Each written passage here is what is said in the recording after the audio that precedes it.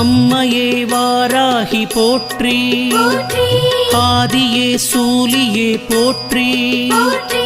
இன்னல்களை தீர்ப்பவளை போற்றி, ஈடில்லா நாயகி போற்றி, உமையவளை சக்தியே போற்றி, ஊழ்வினை தீர்ப்பவளை போற்றி, என் குல தெய்வமே போற்றி, ஏகாந்த நாயகி போற்றி, ஐயம் தீர்ப்பவளை போற்றி, ஒப்பிலா மாமணியை போற்றி, ஓம்கார நாயகியை போற்றி.